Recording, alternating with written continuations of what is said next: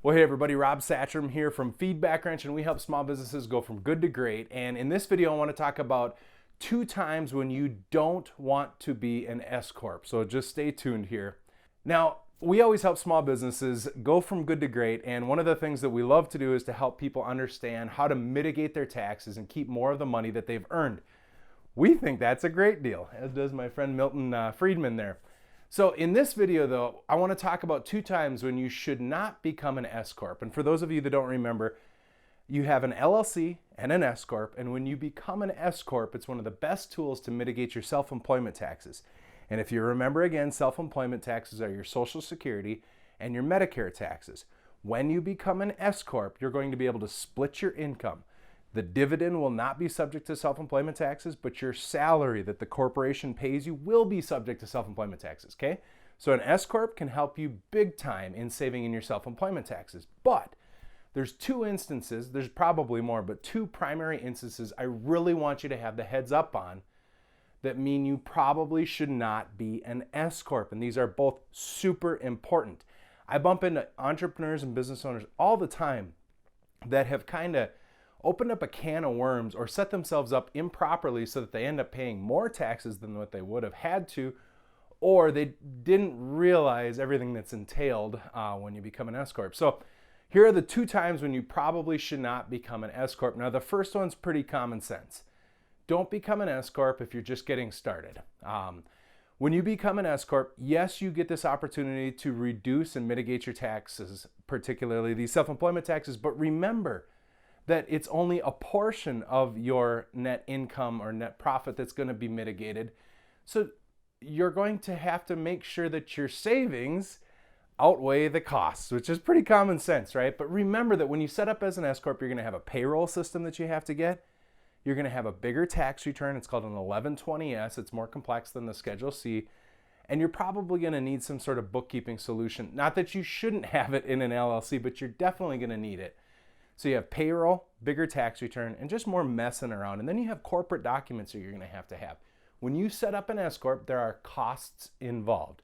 When you're first getting started, you might not have profits at all, let alone enough profit so that the tax mitigation system within the S-corp would offset the costs. So the first time you should not become an S-corp is if you're just getting started, or if you've gotten started and you're not sure what profits are going to be like next year. There's no sense in doing that. You're just biting off more problems than what you really need. So that's the first time you should not be an S-corp, when you're just getting started or profits aren't that high. Now the second instance in which you should not become an S-corp, and this one's huge because this is becoming a great type of income stream for investment and all sorts of other things. But when you are participating in passive income business activities, the primary thing here, rental real estate. So if you are participating in buy and hold rental real estate, that income that you earn is called passive income. That income is not subject to self-employment taxes. It is subject to state and federal income tax, but you don't have to pay self-employment taxes on it.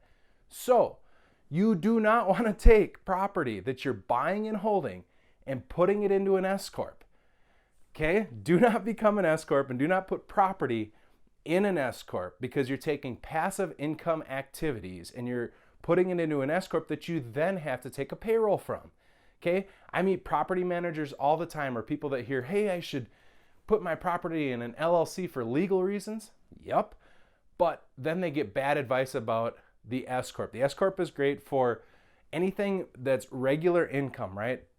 Anything that you're going to have a payroll to, W-2 type thing, absolutely. But long-term assets like rental income, you don't want to do that. And then there's some other dividend type activities that you can get into that you don't want to put in there. So those are the 2 main times you don't want to be an S-corp.